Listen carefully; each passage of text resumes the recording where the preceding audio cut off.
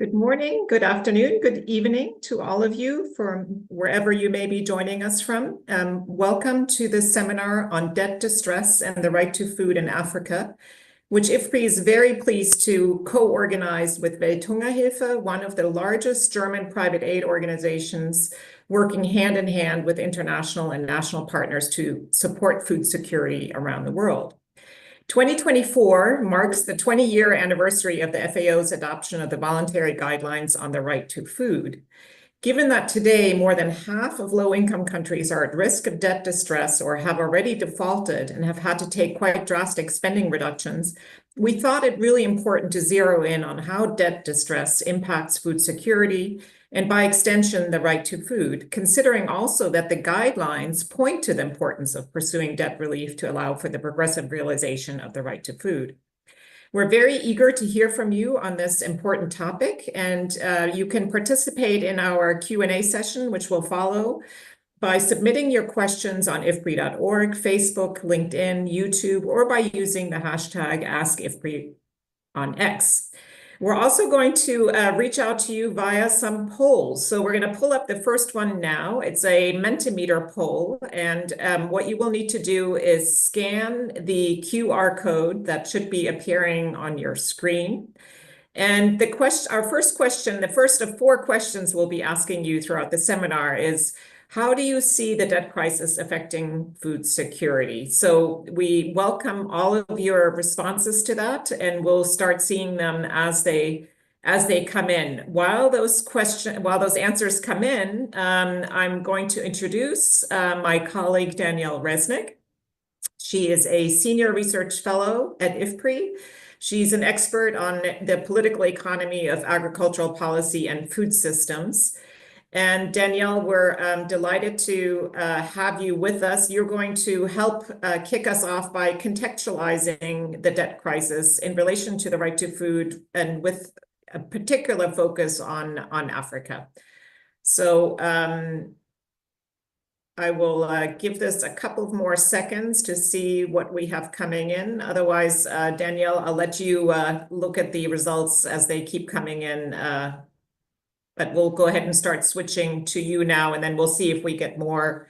Now they're coming in slowly. So we see here, obviously, the answers coming in, not surprising. Negative impact is seen on food security, causing greater inequity, affordability concerns. So we'll keep that open for a little bit longer, but go ahead and switch over to you, Danielle. Thanks for your setting the scene for us. Okay, well, thanks so much, Charlotte, for the introduction.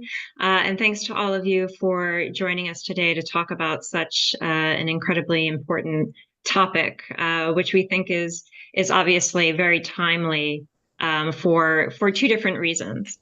So while I'm waiting for my slides to come up, just to contextualize, first in 2024, we are in the year of the IDA 21 replenishment process, where the World Bank and the IMF trying to get donors to replenish the IDA resources to support low-income countries, including those that are dealing with debt distress.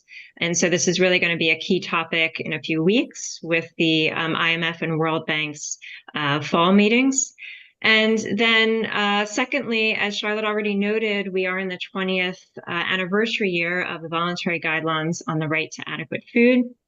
And so we thought it quite timely to stop and take stock of, how well this concept and the norms around the right to food are withstanding the many different crises that we're facing at the moment, whether escalating violent conflict or climate change or debt distress, as we're talking about today. So very timely for those reasons. So what I'm going to do is to just provide kind of broader context in which to help give you a sense of the subsequent presenters' interventions.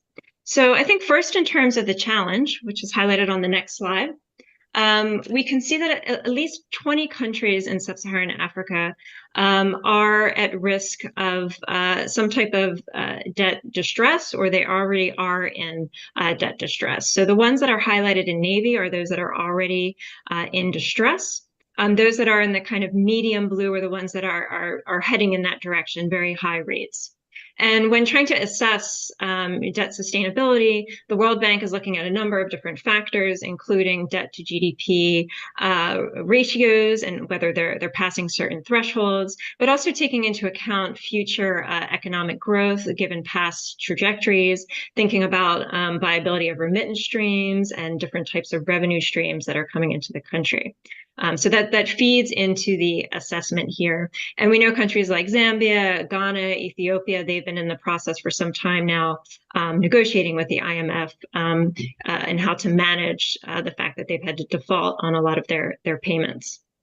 Now, of course, the challenge for Africa and for any country that's in debt distress, but we're seeing the concentration of debt distress in Africa, is that in effect, Africa is in a way mortgaging its future because, as Charlotte noted at the outset, many of these countries are now having to focus more on debt servicing and interest payments on their debt than really investing in the goods and services that their populations need.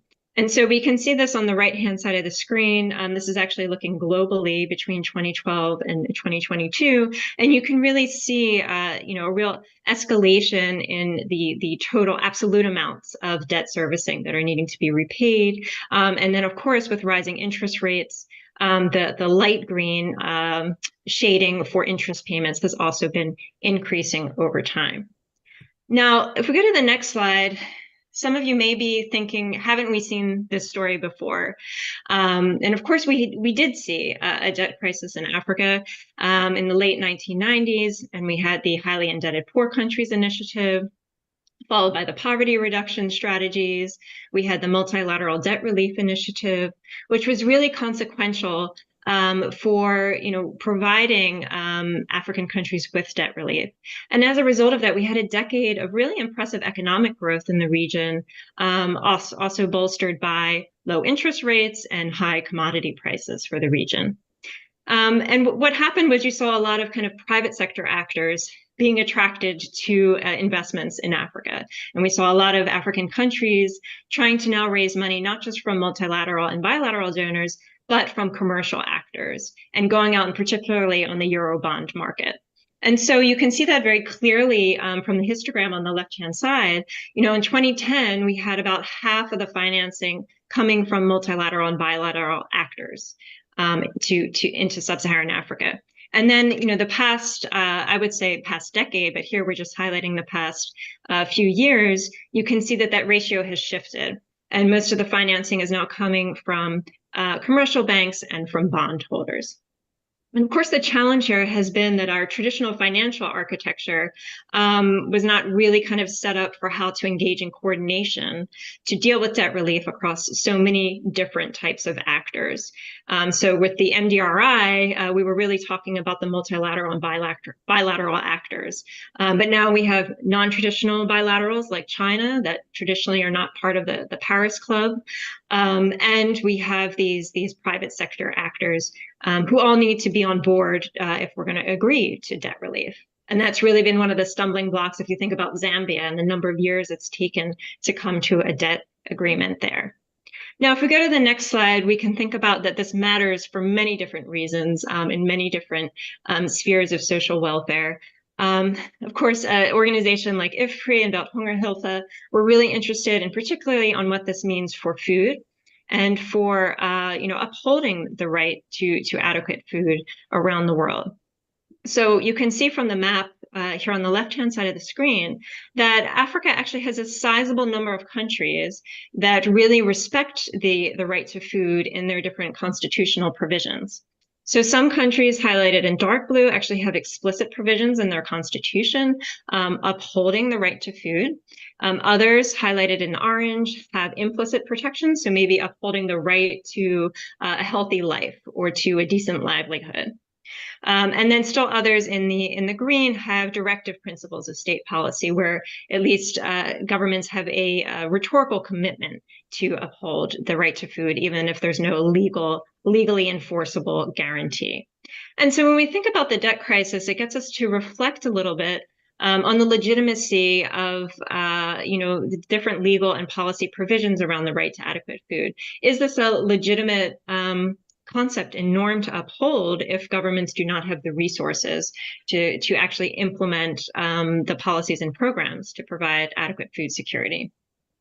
And I think Michael is going to help us think a lot more about that with his interventions. There's also some really important reflections in terms of how we're going forward with African countries' UN food systems pathways and the different investment pathways they identified out of the UN Food Systems Summit, and the African Union's post-Malabo agenda. Thus far, the African Union's existing Malabo commitments were around increasing agricultural expenditures and meeting a 10% goal of investing in agriculture. And so is these types of targeting around budgeting still feasible in a context of reduced resources? And I think Geeta is going to help us think about the broader implications for African food systems. There's also, as I noted just a minute ago, really important implications for the international financial architecture. Is it still fit for purpose with this new range of distinct actors at play? And obviously, as we think about the IDA replenishment process, and I know Jennifer and Nick, and through their IPES-Food work, they've been thinking a lot about certain recommendations for the financial architecture.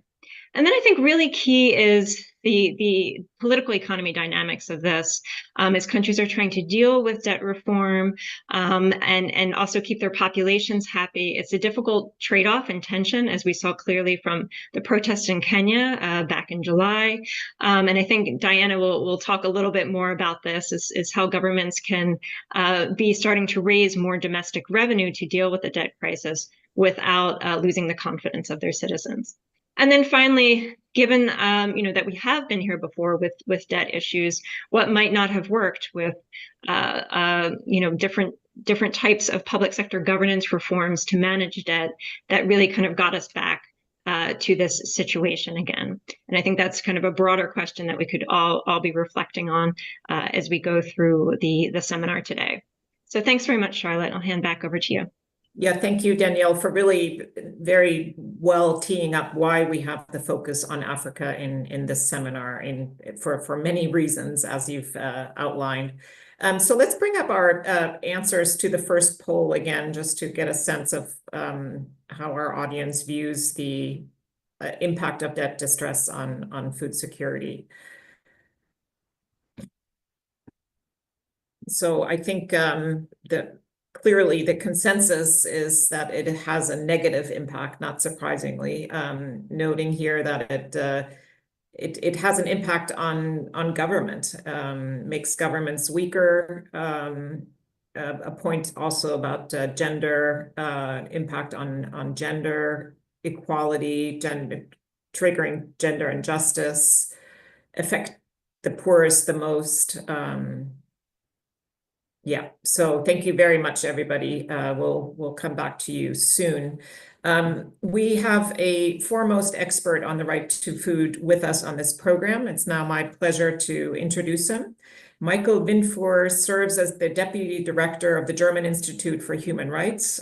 He has also been elected several times as a member of the UN Committee on Economic, Social, and Cultural Rights, and has been a real champion for the right to food. So Michael, over to you. You're going to explain to us what is the right to food exactly, and how has it evolved over time? Yeah, good morning, good afternoon, or good evening. And I have also a PowerPoint presentation, and I will try to do it in 8 minutes. So what is the right to food and how it has evolved over time? Let's have a look on the next slide. It started with the Universal Declaration of Human Rights, adopted in 1948, which is a declaration, not a binding text. It contains in Article 25 the right to an adequate standard of living, which includes food, housing, water, and other issues. Important is that the Universal Declaration of Human Rights is based on the human dignity of every person that needs to be protected, and economic, social, cultural rights are part of it. The freedom from want is part of being having a life in dignity. Then the right to food was codified in the International Covenant on Economic, Social, and Cultural Rights, 1976. It was coming into force, and today we have 172 states of 194, which has now signed this covenant. So we are on the way to a universal ratification of this covenant, and it has in Article 11 the right to an adequate standard of living. and also the right to freedom from hunger. Both is incorporated in this Article 11. And this is a binding obligation for states. I think that is where the right to food is really anchored, and most states worldwide has an obligation to it. The World Food Summit was used particularly by civil society organizations to say the whole UN system and the whole international system should be based on the right to food. And the declaration starts even with a recognition of the right to adequate food, which was not there in all the work of the Food and Agriculture Organization and others beforehand. And the World Food Summit demanded the Committee on Economic, Social, Cultural Rights, where I'm a member of, to define more precisely what is the right to adequate food. And this was done by a general comment. It's a legal interpretation which we give from time to time. In 1999 on the right to adequate food, which has the number 12. And based on this, there was the idea to develop voluntary guidelines on the right to adequate food in the context of the FAO, the Food and Agricultural Organization, as an implementation guide of this binding obligation which states have and which are described in the General Comment number 12. That's where we are. And since then, in the Committee on World Food Security and the FAO, a lot of instrument has been developed which helps to guide implementation of those states who want to implement the right to food. I recall all have to. Yeah.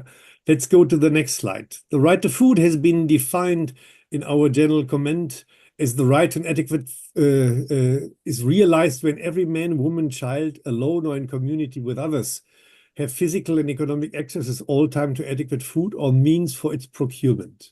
It should not be interpreted in a narrow or restrictive sense that equates with a minimum package of calories or proteins. It's the means for procurement which are important. And if you look in what are for the realization, the means for procurement, it can be own production or own income from trading.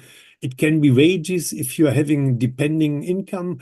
And it can be transfer incomes, because we have larger portions of society who can't be economically active, too young, too old. They need maybe transfer incomes to just overcome shortages also in access to food. Let's go to the next. What is obliged, or what are the obligations states have from this? They are threefold. First, they have to respect the right to adequate food. They should not, by own policies, destroy access of people to food, maybe forcibly evicting smallholder farmers or not allowing casteless persons access to food aid or so. That would be the obligation to respect. Protect means you have to make sure that third parties who are involved in the delivery of food or in the realization do not harm themselves, other people, or breach the right to food by maybe evicting smallholder farmers or keeping fisher folk away from harbors also. So making sure that you guarantee the right to food also for those who are weaker. And the third level is for all the to create an enabling environment which allows means for procurement, so production or maybe wage, which are fair. And you can also maybe guarantee by provision of food, particularly for elderly or others, that the right to food is given. Important is to see that the national obligations are nationally important for your own guidance, but also for your international cooperation and assistance. So if you run trade policy or official development assistance, don't do harm. Control your own business and human rights, and think about how you can use your ODA support to fulfill the right to food in other places. And the level of extraterritorial obligation means when you act as member of an international or multilateral organization, be it the World Bank or be it maybe by bondholders, by banks or so, make sure that they also contribute to the realization of all economic, social, cultural rights. So you have an obligation, if you act in that area, not only nationally, but also internationally, to respect the right to adequate food. If we go to the next. The right to food has been more further explained, if you can go to the next slide, by saying what is needed to have it realized. And first it says food needs to be available. You can't say as a state, I have suddenly I have a drought and I have nothing to eat here.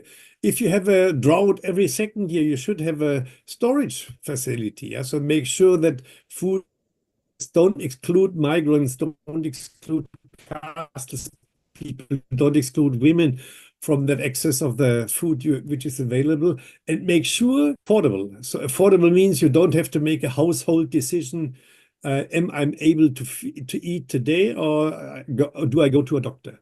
And food needs to have quality. So being nutritious, being safe, not making you ill, and cultural acceptable. So what is needed from a state is a food systems approach, where a lot of all relevant policy areas, from agriculture to production, to access to productive resources, minimum wage legislation, and nutrition and consumer protection are all covered. Please take the next. The covenant, or we as a committee have developed what is respected from each country which has signed the Covenant on Economic, Social, Cultural Rights. There is a methodology. Make sure you know the persons which might be affected from difficulties in having the right to food realized. So have an inventory, know those who are relevant, because if you don't know them, you can't design the adequate policies to reach out to them. Having a human rights-based approach means concentrate on those that are particularly vulnerable, particularly in need, and don't support all those who are already rich or having enough resources. And make sure that all your decisions you take are transparent and participatory. The Article 2 of our covenant says you have to take steps individually, so nationally, do what you can. Also, if you have not enough resources through international cooperation and assistance, that's an obligation. You have to try to obtain it. And you have to make sure that you progressively realize the right, so that more and more people can be reached, and you are even better in reaching out. And it says in Article 2, use the maximum of available resources. So it's not asking for anything impossible, but use the maximum of the available resources. And they might be extremely affected, negatively affected by debt distress we are talking about. But it can also be affected by a very low level of taxation. We have a lot of countries who have a tax level of 8, 9, 10%, and much more would be even possible domestically. So on both the national income, but also the international income, we have to talk about. And everything needs to be implemented without discrimination. I think that is very important. So let's go to the next. Sorry, Michael, if you can wrap up, that would be That's great. exactly what I'm doing. Excellent. I just want to highlight what are the 6 challenges I want to give you. First, make sure that you don't forget the national implementation. So much is possible, even if we talk about debt distress today. Secondly, the international area is a part of the obligation you have. A country like my own Germany, or maybe other countries, can't say we are not aware, we don't have a responsibility for this. And if you go one step further, we have to integrate also now what is needed to address the triple planetary crisis, which becomes extremely important for the realization of the right to food. I want also to say, can you go to the next slide, that food systems which we design should be localized, and they should need to work for those living in rural areas, and not only for companies coming and building up forests for carbon offsetting or so. And we need functioning governance, functioning territorial planning, guaranteeing security of access. And we need complaint mechanisms where you can really go to a court or to a national human rights institution to complain if something is not happening. And I stop with that. We need the strong support of multilateral institutions who take themselves the right to food important as it has to be, and not only as something when all economic other things are realized. You can also have a look at the right to food. It needs to be at the center of your design of policies. Thanks a lot. That's my presentation. Thank you very much, Michael. Excellent presentation, and I'm sure we're going to get a lot of questions and comments on this as we move into the Q&A later. Let's have another poll with our audience now. Again, you can scan the QR code that is going to pop up on your respective platforms. And the question that we will be asking you this time around, let's make sure we get it up. We'd like to understand from all of you, what do you see as the primary objective of the right to food? And great, here it is. So yeah, please scan the QR code. And again, the question is, what do you see as the primary objective of the right to food concept? So while we wait for the answers to come in on this word cloud, I'm going to introduce our next speaker. Diana Gichengo is a human rights lawyer. She had a former stint with the Kenya Human Rights Commission, and she is now the executive director of the Institute for Social Accountability in Kenya, and she's also a member of the African Forum and Network on Debt and Development. Diana, we know that there have been protests in Kenya pertaining to the financial situation of the country and spending cuts that have been put through. So we're really eager to hear from you about how you see the debt crisis in Kenya from a civil society perspective, and what do you believe are the options for reform? And before I turn over to you, let's take a quick look here as, what do people believe are the primary objectives of the right to food? So equality, improved nutrition, improve access to food, improve affordability, use available resources to promote food security, equality, equitability, human rights. Yes, right to food is a human right. So very interesting. Respect, protect, and guarantee. I think those were from your slides, Michael. Excellent. Well, we'll keep that open as well a little bit longer. Dignity, very important. It's I think the largest word in that word cloud, meaning that's gotten the most answers. So fantastic. Diana, let me ask you to come in now. It's great to have you with us. Thank you very much, Charlotte, and thank you very much to IFPRI, Welthungerhilfe, and the FAO for organizing this webinar. The Kenya debt crisis, as was highlighted, is historical. We did have a moment of recovery between the years 2000 to 2010. And we had moments where even in our budget, we had no deficit, fiscal deficit, so we never needed to borrow. During that period, our debt to GDP was very good. At the time, it was at 40%. So it was a very different environment. Most of the debt that had been procured, particularly in the 90s, and which was the subject of the debt relief and the HIPIC advocacy that happened, was under the then president, Moi, our second president, marred with issues of corruption, a lot of neoliberalization, and just resorting to commercializing, and all sectors. Life was unbearable. The money that was disposable income among households was extremely low.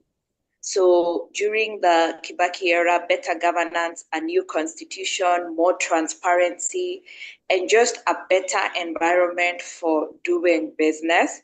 At that point, we even used to discuss a right that Kenyans were happy people, and we were rated as one of the happiest in the world. Something changed significantly, and this was the first time that we saw cash crops grow significantly, and our net export around agriculture, floriculture grew. So we had a very strong foreign exchange monetary base. Borrowing within the domestic, from domestic banks was left to the private sector, and this spurred a lot of growth. But soon thereafter, as Kenya explored alternative debt, we started getting into very massive development. We were borrowing bilaterally to China and to other countries. But unfortunately, as we borrowed, our borrowing was had elements of corruption throughout. So we did mega infrastructure project at very, very bloated prices. So by the time the third president of Kenya was leaving the presidency, and the fourth president took over, our debt was at Kenya shillings 2.1 trillion. Currently, it is at 10.4 trillion, and it has grown by 395%. Whereas our revenue collection has also grown by 10 tenfold during this particular period, but the debt increase has been astronomical. Now, during this period, we also got into the international market, borrowed heavily from commercial banks, the Eurobonds for different types of project. And this continued all the way until our debt was classified as not so sustainable. In 2019, we were subjected to a process of restructuring, and the government at that point used the excuse of COVID-19.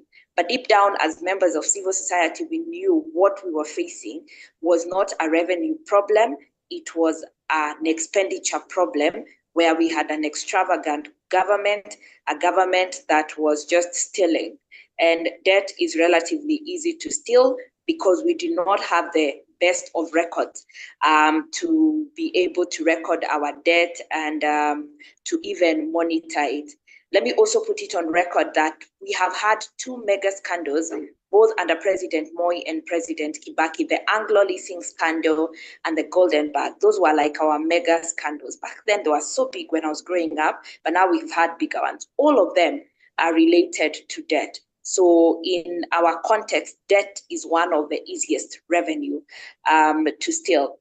Now, by the time it got to 2019 and 2021, when we were finally put under the IMF fiscal consolidation program, we had a very narrow spending leeway in our budget, and overall, our debt to GDP was well above 70%. And even when it comes to the revenue, the ratio of revenue that is used for general budget expenditure, development, or recurrent versus what is used to repay debt had significantly grown to 70% as well. Currently, we are at 65% of debt to GDP, but this is as a result of debasing of the economy.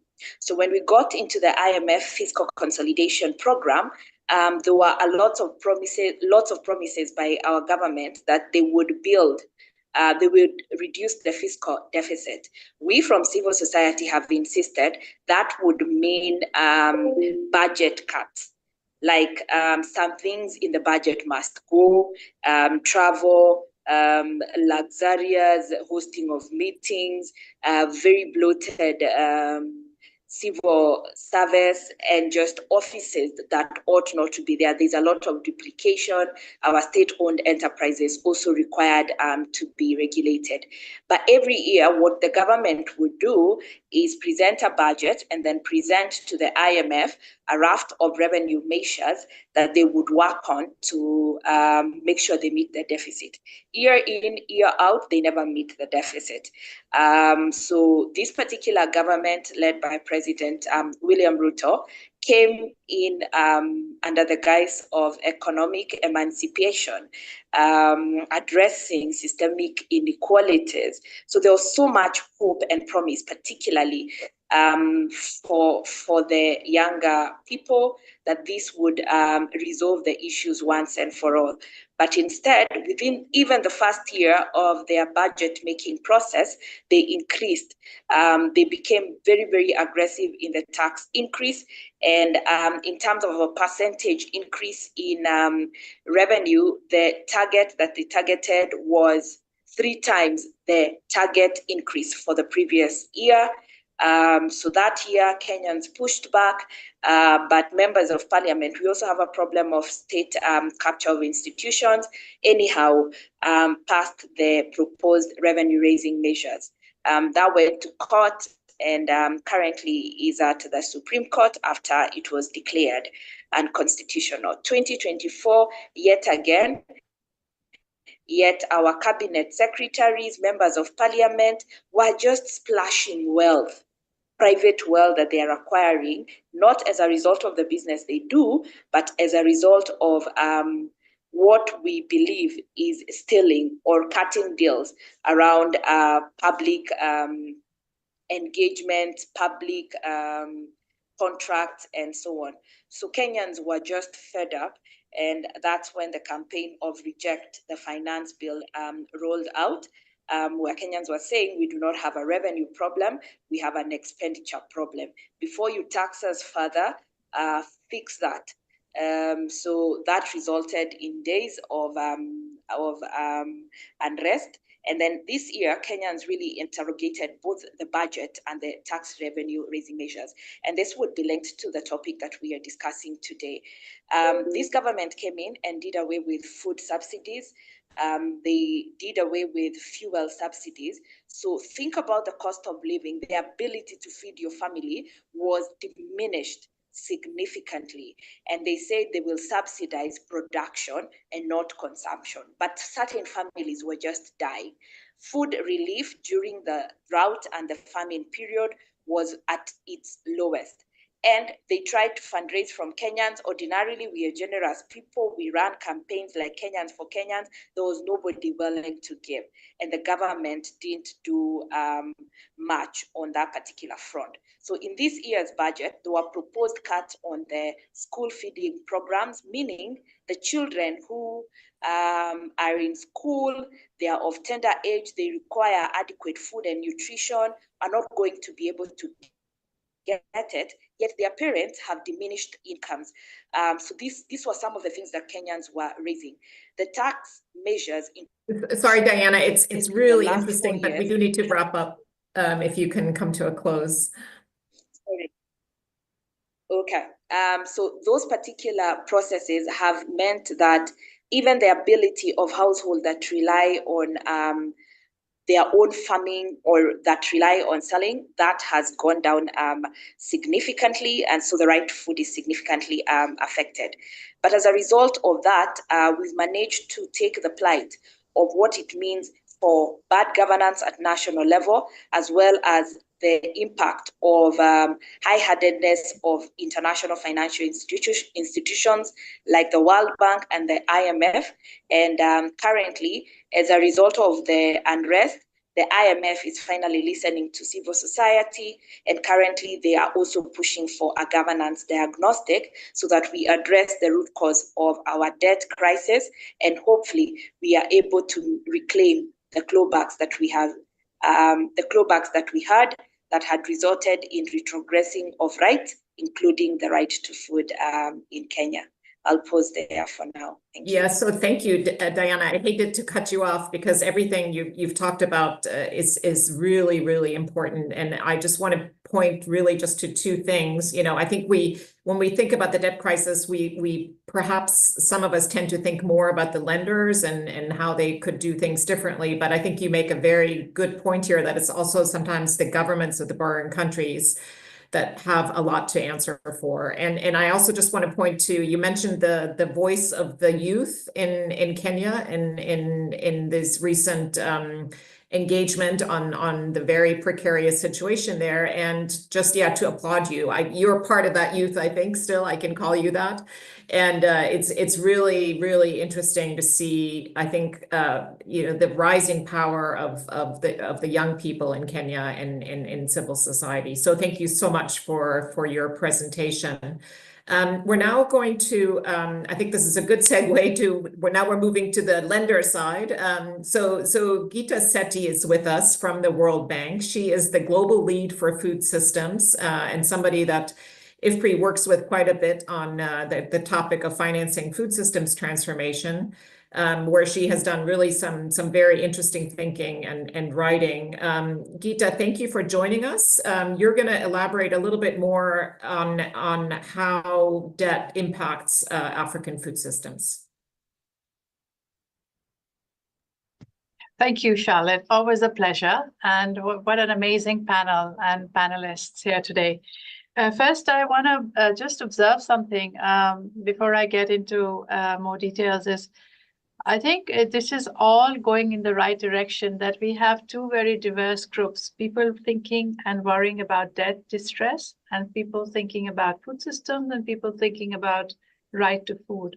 And to bring these communities together can only mean good news for the world. So congratulations to all of us collectively for moving in that direction. I think I want to touch a little bit on what Michael said. I think it is absolutely urgent and non-negotiable that we have a food systems transformation for all the reasons that we've been talking about. We possibly cannot, the world possibly cannot, Africa possibly cannot move from crisis to crisis.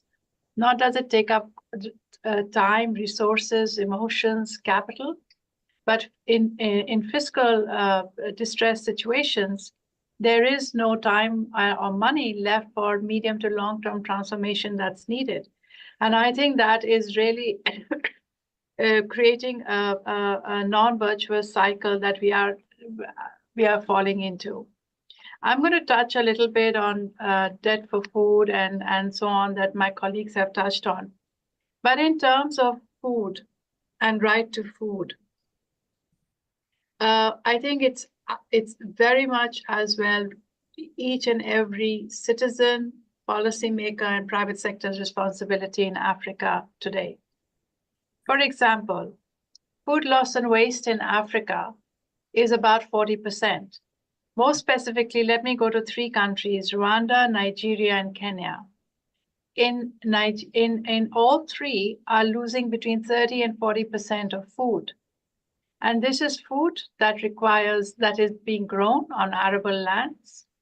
It's using inputs, including a very large portion of public support or subsidies that are going towards fertilizers and other inputs.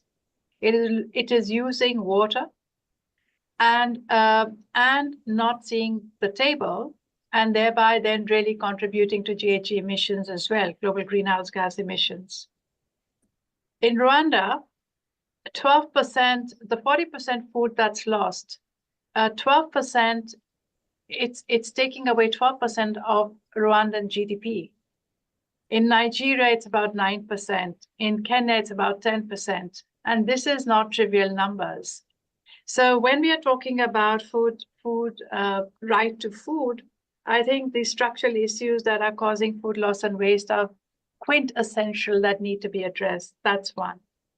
Let me now connect to what Danielle had mentioned, that the highly food insecure countries are also highly indebted. That's absolutely right. Of the 39 highly indebted countries that are food insecure, 30 of them are in Africa. And in that context, there has been a lot of conversations, including at the G20, that some of my colleagues already touched upon, on the common framework, which is been very time consuming for countries. It's very transactional heavy, process heavy, but definitely something that has been on the table, which is debt for food swaps. In that context, I think this is one instrument that has to be part of the solutions when we are thinking about right to food or food and nutrition security. If and when debt for nature or debt for climate as instruments are on the table, we would argue that debt for food security swap is much more powerful because of the resulting improvements in reducing childhood stunting, which causes irreversible gains in physical and cognitive development. Accordingly, there's a very strong permanency argument in favor of debt for food security. Also linking debt for relief to plight of children by avoiding stunting, etc. It can be potentially a very strong motivation for private creditors to come along because of reputational risk. And as Danielle has shown, very large amount of African debt right now is held in the hands of private debtors that are not a part of the Paris Club. So it had become a political process, but I think there is now some common meeting grounds that where debt forgiveness is on the table, but we still want to argue, and we need all of us at the table, debt for food. I think the second highlight that I want to mention is about rethinking our poverty lines in the context of right to food. With a few exceptions, poverty lines in most countries are caloric-based. As a result, our social protection programs, which are hovering close to $1 trillion and growing in Africa, are not necessarily nutrition sensitive. And therefore, there is a very significant opportunity to improve nutritional outcomes by having nutritionally informed poverty lines. We do know that the international poverty lines of $2.65 versus the cost of healthy plates that has been over and over researched and emphasized is between $4 and $5 per capita. So there's a big disconnect in terms of affordability story that I think also came out in the survey in terms of right to food, food and nutrition security, not just right to food itself, because of this big disconnect. The world cannot afford the food that is good for them because of this disconnect. And why do I bring up all these issues? I bring this up because I think that the right to food, and Michael again talked about it, is definitely a part of the human right for adequate standard of living, etc., etc. It is enshrined right now in 5 constitutions.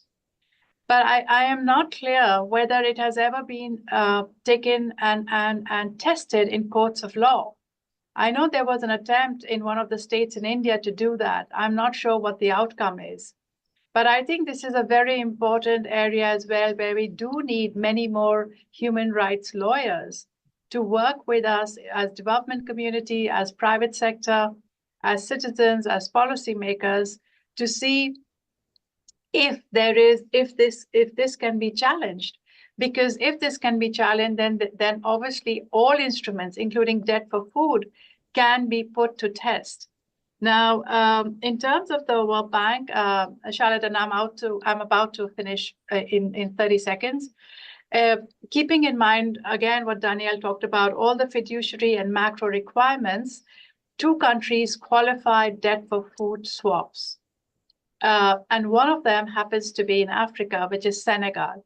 So I really think my call to action to all of us is that we do need to put our energy behind this, and let's see if we can take it to the goalpost. And with that, let me pass it back to Charlotte, and once again, really rejoice at the group that you all have been able to put together. Thanks, Charlotte. Thank you very much, Geeta. Really outstanding remarks. I'm sort of struck by so many things you said. First of all, I think the annual meetings are coming up, so I assume there will be some discussions around this topic in Washington quite soon. Or I'm not sure the annual meetings are actually here, but I think they are. Okay, yeah. Thinking about the food loss and waste topic from a right to food perspective, to me, is really interesting, because it's one of these topics that we've kind of, we keep talking about it, and we know that about 30 to 40% of food is wasted either in the field or post-harvest or at the consumer level, the latter more in wealthier countries. And yet you hear sort of skeptics say, well, that's just, we can't reduce it. It's just sort of a fact of life. These are inefficiencies that we can't actually tackle. If you put a right to food perspective on that topic, I think that actually maybe will add a little urgency to that really important topic, which you highlighted. So thank you for that, as well as your other comments. We're coming back to you now, our audience, with another poll. And this time, we would like to ask you to let us know what you think is the one action that you believe is the most important for the right to food to become more operational. So we're bringing up that poll now. And as before, please scan the QR code and give us your perspective on this question. Which one action do you believe is most important for the right to food to become more operational? And we have 2 more speakers in this session, and then we will come to the Q&A. So just a reminder that all of you can put your questions into your respective platforms. Please submit them on IFPRI.org, Facebook, LinkedIn, YouTube, or by using the hashtag AskIFPRI on X. Our last 2 speakers are both from the IPES-Food panel, which is the International Panel of Experts on Sustainable Food Systems, which is a global think tank and expert group guiding action for sustainable food systems around the world. I will introduce both of them, and then they will pass the baton to each other. First will be Jennifer Clapp, who's a member of the IPES food panel. She's also a professor and the Canada Research Chair in Global Food Security and Sustainability at the University of Waterloo. And Jennifer also serves as a member of the Scientific Advisory Committee of the UN Food Systems Cooperation Hub. She will pass on to Nick Jacobs, who's a consulting director with IPES-Food.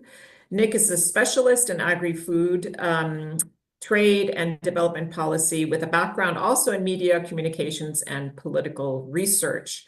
They will both talk about a report that came out from the IPES-Food panel last year on breaking the cycle of unsustainable food systems, hunger, and debt. So taking a quick look now at this word cloud, it's a bit small on my screen. And what I notice is there's no one larger word. So lots of different answers here. I can make out we need political goodwill. Accountability seems to be a bit larger here. We need civil society demanding. Yes, we need more Dianas. Poverty reduction, obviously crucial. More accountability for governments.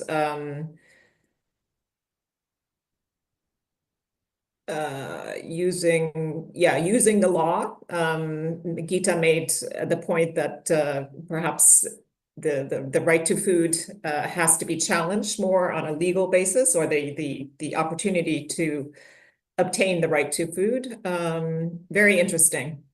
Indigenous diets also seen as an important way to operationalize the right to food here. Responsible governance, I guess, both at the national and international level. Great. Thank you very much for your answers here. And I am now going to hand it over to you, Jennifer, and then on to Nick. Thanks very much, Charlotte. And I guess we'll get our slides up here, but just to say while they're coming online, that we're really happy to be here today. Especially, as I said, with my colleague, Nick Jacobs from IPES-Food, to present the findings from the report, as mentioned, Breaking the Cycle of Unsustainable Food Systems, Hunger, and Debt. And as we've been hearing from the previous presentations, we are in the midst of a major sovereign debt crisis that's forcing many of the world's poorest countries to have to choose between ensuring people are fed and repaying debts to their creditors. And as we outline in our report, the debt crisis and the hunger crisis are not separate phenomena. We're talking here about how debt can affect the ability to access food, but we also highlight that an overlooked dimension is the complex interlinkages between the problem of debt on one hand and the problem of unsustainable and unequitable food systems on the other hand, because these are twin crises that interact and feed one another. And the result is that it can undermine the right to food, as we've been discussing. Next slides, please. And I don't want to spend too much time on this slide because I know Danielle already gave an excellent overview of the extent of the crisis, but just to say here that the record high sovereign debt loads are driving countries to divert financing away from investing in the sustainable development goals. And that means that money that's necessary to invest in the transformation of food systems, as both Geeta and Michael really noted, and we agree with, that money is instead going to service debt. And we know that, now debt servicing accounts for nearly 60% of government revenue in low-income countries. And in some countries, it exceeds 100%. So it's quite a difficult situation. Next slide, please. So as you can see from this graphic, debt loads and debt payments have steadily increased over the past decade. And I know Danielle already presented some information along these same lines, but just to stress again that since 2013, the number of countries that are in or near debt distress has nearly tripled. And so next slide, please. And again, we also, on a map, tried to show the overlap between the countries that are in or near debt distress by marking them here in the crosshatch lines, and also using the World Food Program and FAO designated hunger hotspots in red. And when you overlay these two, and this was, alluded to by other presenters as well, we see that sub-Saharan Africa is the most affected region of the world that is experiencing these twin crises. And so it's really pertinent that we focus on this region. And I'm really glad that this webinar is focused on sub-Saharan Africa and its experience with debt and food insecurity. Next slide, please. So what's different today? What stands out about today's debt crisis is the high cost of imports for food, for fertilizer, and energy, especially over the last couple of years with the COVID pandemic and then the Russian invasion of Ukraine and other supply chain shocks that have led to sharply higher prices for these important imports in many African countries, along with sharply higher interest rates that have come along to try to tame that price inflation. And so what this means is that more money is leaving low-income countries now to pay debts and to pay for those imports of food and also agricultural inputs. And this is putting upward pressure on debt. And as a result, the world's poorest countries saw an increase in their debt servicing by 35% in 2022 alone. And was already noted by Danielle and others, the main creditors have changed considerably in this crisis compared to past crises. Nearly half of external debt payments now are going to private lenders, around 12% to China, 14% to other governments, and the remaining percent to institutions, multilateral institutions like the IMF. But it's important to note that private creditors tend to charge higher rates of interest. So this makes this a challenge in addition to the coordination challenges that were already raised by others. And we know that China has historically been less willing to forgive debts, though they have made some debt forgiveness. And as Diane noted in her presentation, domestic debt is a growing issue as well and makes up a considerable amount of debt servicing payments in low-income countries. Next slide, please. So really, what we argue in our report is that food systems are a key overlooked factor in the debt crisis, and that the relationship is complex and cuts several ways. And we've talked a fair bit in this webinar so far about how debt can exacerbate hunger by squeezing public financing in ways that lead to underinvestment in climate resilient food production and food security. But we also highlight that unsustainable and inequitable food systems also work to exacerbate the debt crisis. And in our report, we identify ways in which unsustainable food systems and the debt crisis today are deeply intertwined. Next slide, please. And so here we have an illustration of the drivers that we talk about in the report. And because I realize I'm coming up to the end of my 5 minutes, probably very soon, I'm just going to briefly talk about these drivers, and then I'll hand over to Nick. So one of the drivers we really focus on, and I think is extremely important, is the issue of import dependencies. And dependency on imports of food and fertilizer generates high debts and prevents countries from investing in diversifying their food systems and their economies. So we know many sub-Saharan African countries became dependent on food imports, especially since the 1980s. And in fact, it's sub-Saharan Africa's food import dependency has tripled in recent decades.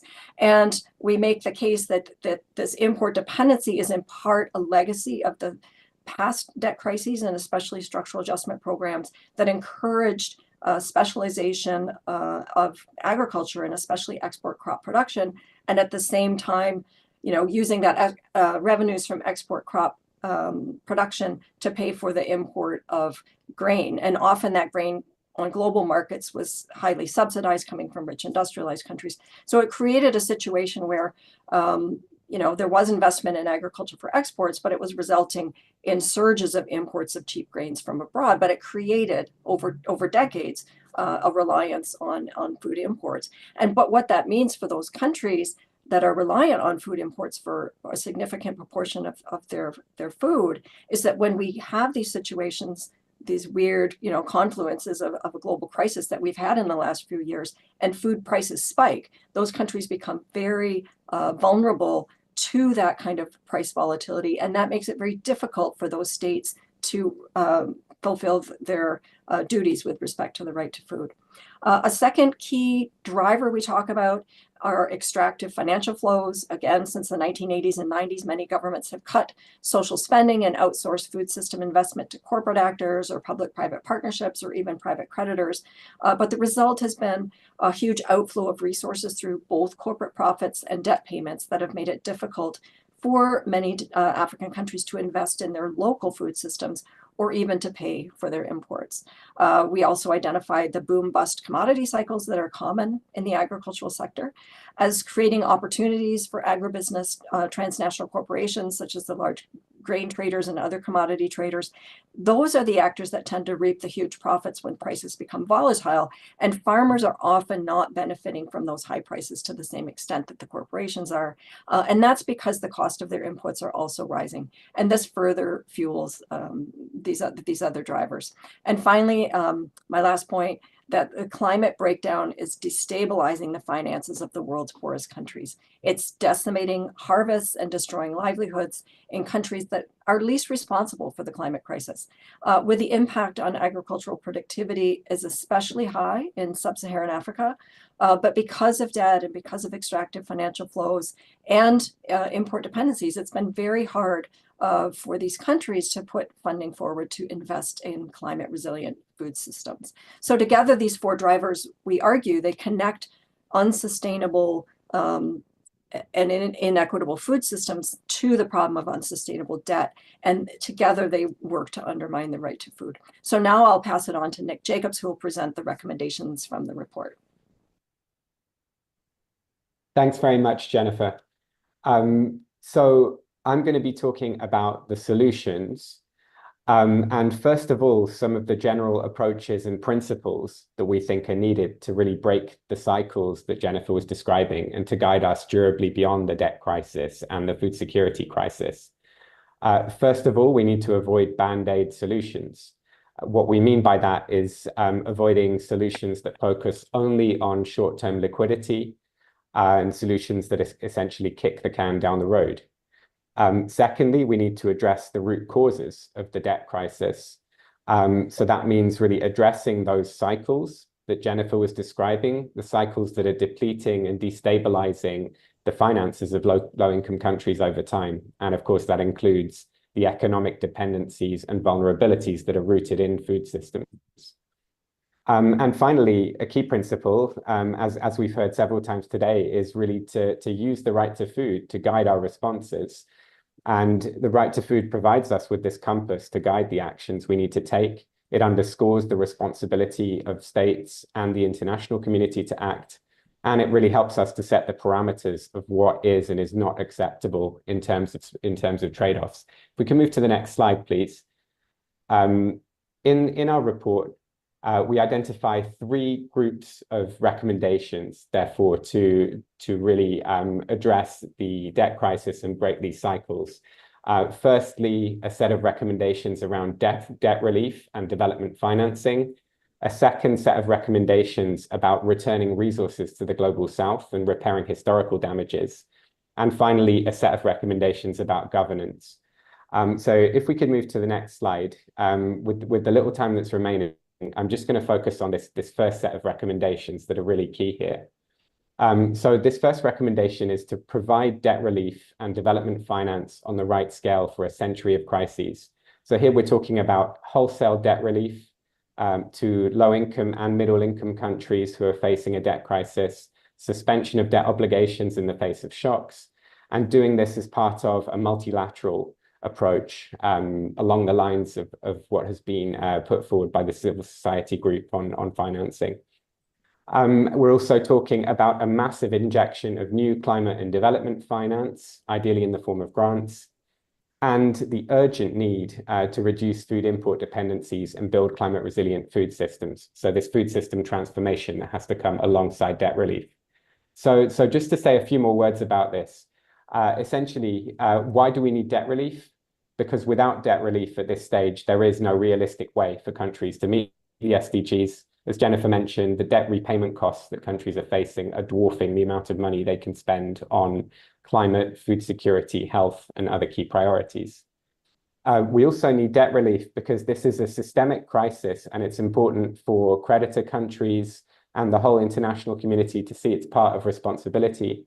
And just to note that the Right to Food guidelines do stipulate the importance of this, stating that states and relevant international organizations should pursue external debt relief measures vigorously and expeditiously in order to release resources for combating hunger, alleviating rural and urban poverty, and promoting sustainable development.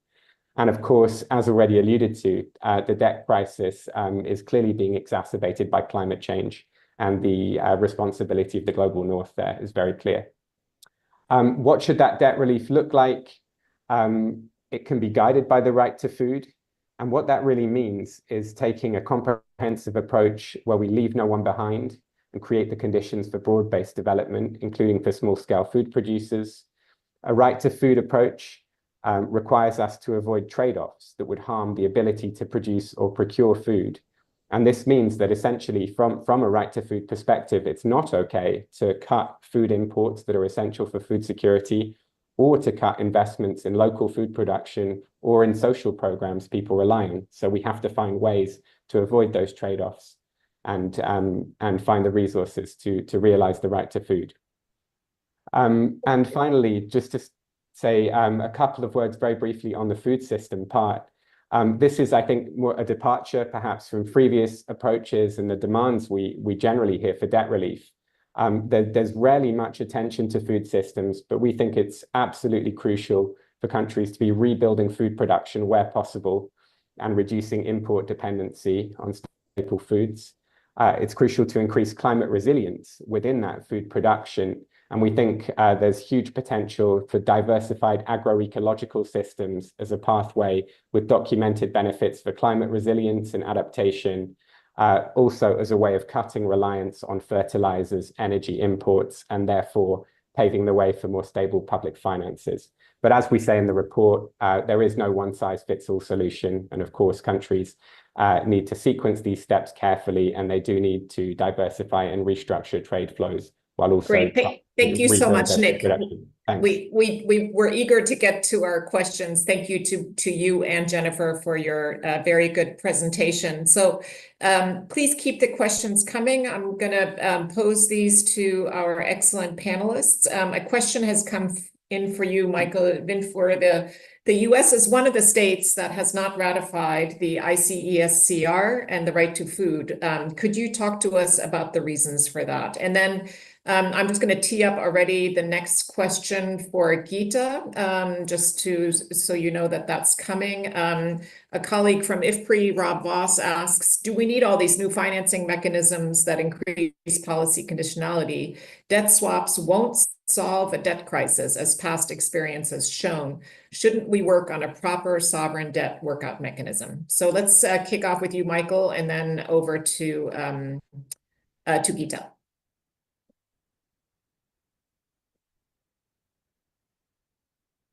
Please come on the screen. Actually, all of you are welcome now to turn on your cameras so we can see all of our panelists.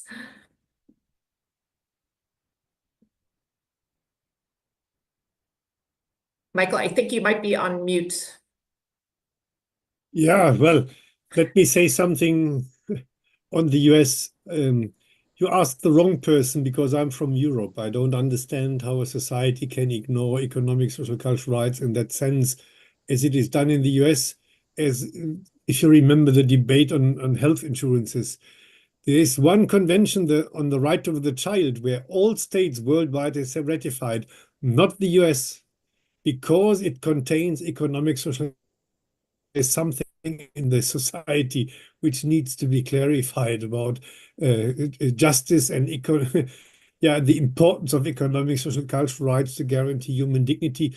Freedom from want was a definition from Roosevelt's family when the Universal Declaration of Human Rights was signed. There is a lot of tradition in the US talking about this, but this needs to be overcome in the Sorry, Michael, I think your Wi-Fi may be breaking up on us. So if I may, can I turn over to you, Geeta, to talk about the question about whether debt swaps are really going to do the trick? Thank you, Charlotte, and a very big hello to Rob, my dear friend. It would not be. It's very much a great question, and I think he's already answered it. That no one instrument alone can address what it's needed. There needs to be a very systemic change with all instruments at our disposal working in unison. And I already talked about the fact that within the G20 common framework, so the whole common framework is really about creating this convergence and so on and so forth. So I don't disagree with him. But within this, within everything that we are trying to do, I think debt for food swaps is a very important instrument that has not received enough attention. I think that was the point I was trying to make. Okay, thank you. Thank you, Geeta. Danielle, we have a very interesting question here from Ben Balk from Sustain Africa and the Rabobank. He believes there are two things that have not yet been mentioned today. One is the extremely low foreign currency reserves in many of these countries.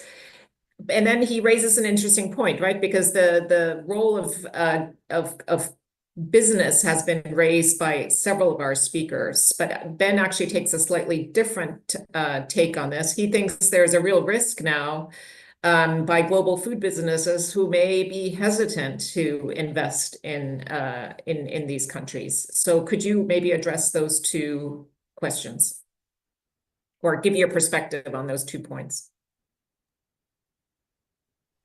Yeah, I mean, yeah, of course, on the first one, yes, many of these countries do have low currency reserves. That's what's, as I was saying before, that's what's shaping the sustainability analysis. It's not just the debt to GDP threshold, but it's the assessment of whether countries have enough reserves to meet their debt obligations. Because, and I think even Diana was alluding to it when talking about Kenya. I mean, when you actually look at the debt to GDP ratios, they're much smaller than what we have in a lot of high-income countries where you have more than 100% to GDP ratios of debt. But it's the concern about a lot of this debt is being denominated in either euros or dollars or yen, so in a different currency than African governments use. So they have exchange rate issues. And they don't have, at least it's suspected by the bank and the IMF, that they don't have sufficient reserves and revenue to repay that. So that's absolutely correct. And then I think the second point is what's worrying, right? Because given this recent, there was so much enthusiasm and we saw so much growth and attraction of investment into the region in the 2010s period. And I think the debt crisis, even as we're now seeing interest rates come down, I think that the region has been hurt in terms of attracting investment. And we have seen, African governments are claiming that the sovereign credit rating agencies are biased against them. And we've seen a big push on that side by African governments and with some UN agencies to think about the viability of their own rating agency, which is very much up for debate. But there are some kind of growing controversies about how governments now that have been very badly affected by the debt crisis will be able to bring back investment for all the various food system issues we've been discussing today. Great, thank you, Danielle. Diana, there's a question that I think is a perfect one for you. Gebremedin, sorry if I'm not pronouncing it correctly, is asking, if I understand the question correctly, that again, a lot of the focus seems to be on funders, on lenders, but his question is, or her question is about how do we, sort of increase local capacity to deal with the problems here. So maybe you could answer that from your perspective in Kenya. Oh, that's a very tough one, but ultimately where we get the solutions from, because our recent realization is that the more people have the right information on where we are, what we are facing, we are seeing interesting recommendations back home. For instance, it has just been raised by Danielle that part of why we get into debt crisis and debt traps is because of foreign currencies. That is true for Kenya because when the euro, the dollar was very strong, our debt had grown and was headed for 80% of our of debt to GDP. But back home, we even have a further problem where the lending rates for domestic credit are extremely high, and what this has resulted into is for every say amount or dollar shilling that is borrowed domestically versus what is borrowed internationally, we pay at almost 3 times more the cost of borrowing domestically. Yet that has also reduced the borrowing space for other people. The informal sector of micro and small enterprises will no longer be able to survive, even the medium enterprises. So I think the place to create very localized and contextual think tanks, because we keep struggling, even as we look for global solutions. I've seen the questions being floated around, are SDR the solutions? We've gotten, I think, 3 sets of SDR for Kenya, but based on the magnitude of our debt problem, where we are on the global map in terms of food security, development, and so on, it is so minutiary. So I think we must get very, very innovative ways of innovating we must agree to innovate at the local level, open dialogues. Right now in Kenya, there's such a huge understanding that we are in problems. So certain grand announcement of development, we know that is not where we are. We just want to provide basic services. So the strengthening and opening up of the democratic space must go in hand with, say, economic recovery or policies for development that touches on socio-economic rights. It would need to be organized beyond the traditional civil society because it requires a certain expertise from people who are skilled in community development, economists, all of them. And for us, the digital space has offered that. And I know by, say, the same time, say April next year, lots of conversations and innovations will have come from collective thinking of the Kenyan people who now know we can no longer just voice the problem, we must get a solution. And what we would be calling for states that are in the same situation is global solidarity to support the local solutions that are being provided where they fit within the global architecture, well and good. Where they do not, then we still support, especially if we feel that the voice of the people is properly captured. Thank you very much, Diana. I would add maybe one other thing that would be helpful. It's data and research, right, to help map the way forward on these important discussions. Of course, I'm a little biased coming from IFPRI since we provide research and data and work with our partners and countries to do that. Jennifer, I'm going to ask you a big question, and then maybe if we have time, Geeta, you could come in. You know, the SDRs have been raised. The question then would be, can they actually do the trick rather than debt relief instruments? And Jennifer, the question for you comes from Jody Harris, who's wondering, we heard about rights, about debt and food security, but could you reflect on bringing them together, especially accountability and law, which are key to rights? And our previous questioner, Asagede, is also, you know, what is the cross-cutting issue for the global community to work within with the food system? You know, if you had to highlight just one or bring together your key recommendations here, what do we need to focus on? Thanks. These are huge questions. And you have a minute.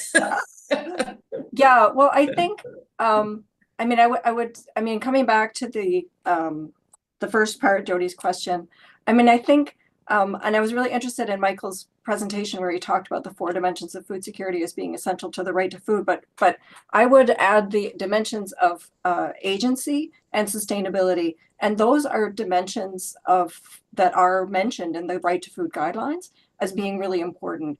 And sort of coming back to, so what do we need to do? Well, you need to transform food systems in a way that gives people that agency and dignity that is so important in terms of achieving the right to food, and also to do it in a sustainable way. And that's why at IPES-Food, we're often advocating that the big transformational direction needs to be towards agroecology, more attention to localized domestic food production. That's not necessarily saying doing away with private investment or international trade, but it's saying that the balance has tipped in a way too much towards this kind of dependence on these international actors, and we need a bit more in terms of moving back towards more ability for states, and including especially in sub-Saharan Africa, to provide more of their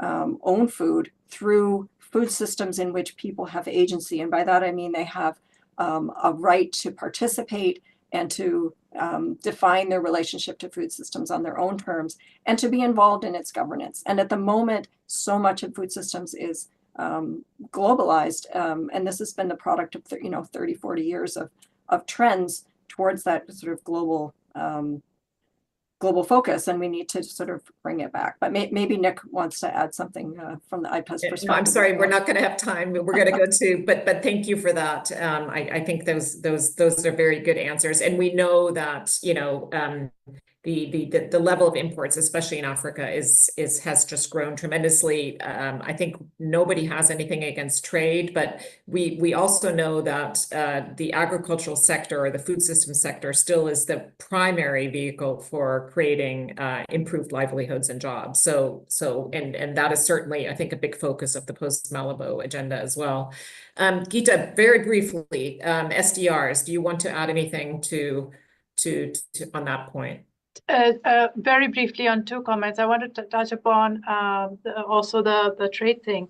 For Africa, the trade bill at the moment, the import bill is about 100 billion. It is for cereals, largely for cereals. Over 80% is largely for cereals. And Africa is losing around 25% of that. So do the numbers, right? So we're talking about a huge foreign exchange impact as well if food loss and waste is addressed. On the SDRs, I think it's exactly right. It is a big agenda that has been put on the table because Africa gets a very small percent, and the increase in SDRs to go much more to Africa, and it is on the table for conversation and discussion in these annual meetings. So I won't be able to say more than that at this stage. Great, thank you so much, Geeta.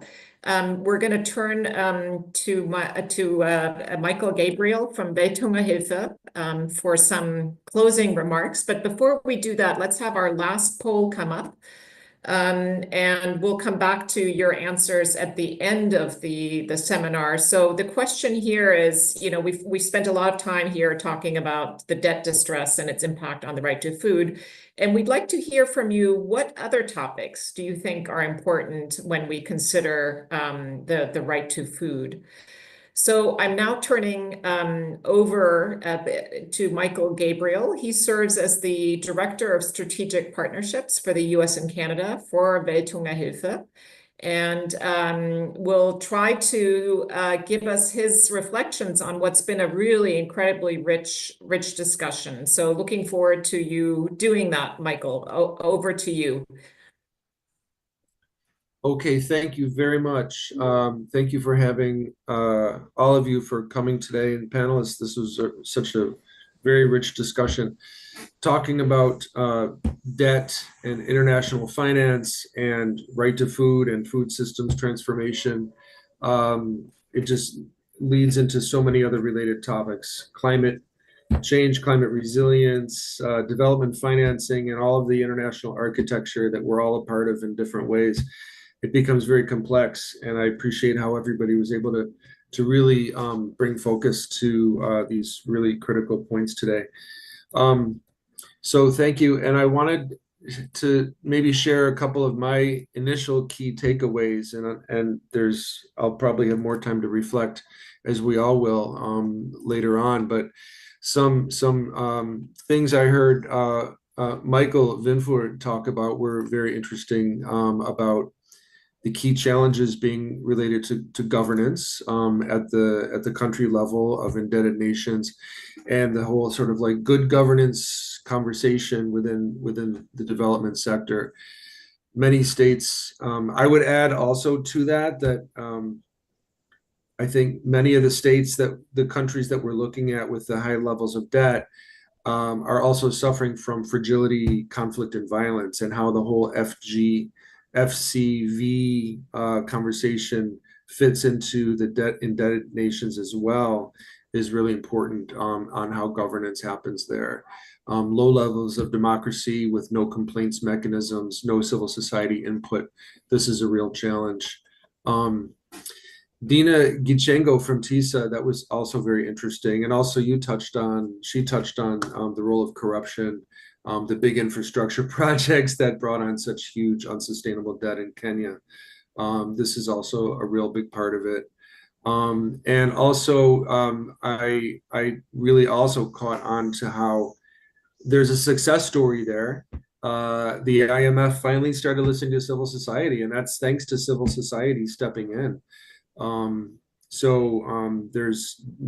That's actually a really important takeaway, is that when people have the freedom and the safety to utilize their voice, then there can be some steps toward progress and change. So that's a great thing.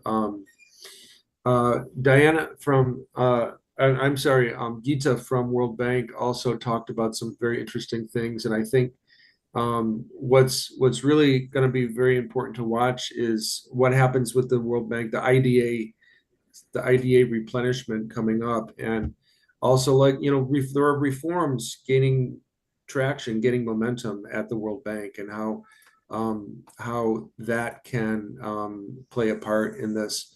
I think there's so many parts, though, of the whole indebtedness that are beyond that. When you're looking at the commercial source of lending having gone up to 47%, we need some very innovative new structures in place to allow countries to renegotiate their debt and have some debt relief when you have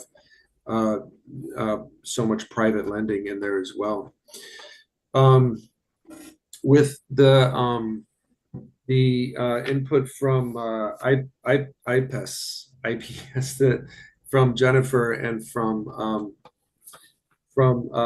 Nick, for me, I think what was really interesting there is really the key, the focus on how we need to really transform the entire food system to reduce imports of food and fuel and fertilizer, and have new ways of doing agriculture that's more productive, that reduces the need for food imports, that reduces the need for fertilizer imports by using different methods of agriculture. One of the newest iterations of that is VAX, the Vision for Adapted Crops and Soils, that we're a part of also. That's really about looking for soil health with nutrition for better crops and better nutritional outcomes. So I think if we can look at different ways that we can make a healthier and more climate resilient food system, that's going to be a really important part of the solution here. I wanted to make one final comment, which is about the role of international organizations like the United Nations, where we just recently had the Summit of the Future and the Pact of the Future. And some of you may have been in New York in the past week or been closely watching how that played out. The Pact of the Future is the document that came out of the Summit of the Future, and the Pact of the Future will be guiding our sort of communal recommitment to the goals of the SDGs and towards, you know, the multilateral system that has been sort of becoming weaker over past years. It was a very participatory process that brought in a lot of voices, and unfortunately, the Pact of the Future did not talk about the right to food, but it did talk about debt.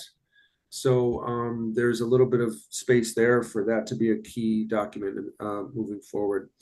So with that, thank you all very much. Thank you for this opportunity to talk and think about these important issues. Charlotte, I'll hand over to you. Fantastic. Thank you so much, Michael. I'm going to just turn to the other Michael very briefly. Michael, we've heard from in the polls that accountability has appeared several times, and the question, you know, has come up, what is the role of courts and what happens when this issue is brought before the courts? Could you just very briefly give us your high-level message on accountability? Yes, thanks. We had the question, what happened to India when the Right to Food campaign was filing a complaint, and India Supreme Court decided on a case where Uttar Pradesh, one state, was ending or wanted to end school feeding, affecting 42 million pupils in this state. You can see how big is India, yeah? And the court decided it's not impossible to withdraw this, and UP couldn't do this. So school feeding was ongoing. It's just one case, yeah? I heard Diana saying we have the same problems in Kenya. Maybe it's a good advice also to try what is possible at courts. Yeah, they are not also easy and not often very accessible, but use national human rights institutions. I think challenging relevant policies or wrong national policies with the right to food perspective is in many countries possible. All modern constitutions contain economic, social, cultural rights and the right to food.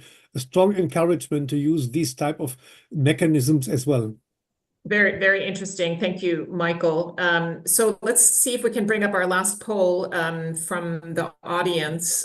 We had asked what other topics besides debt distress do you think are important as we consider the right to food? And this will, I think, give all of us some food for thought about future discussions.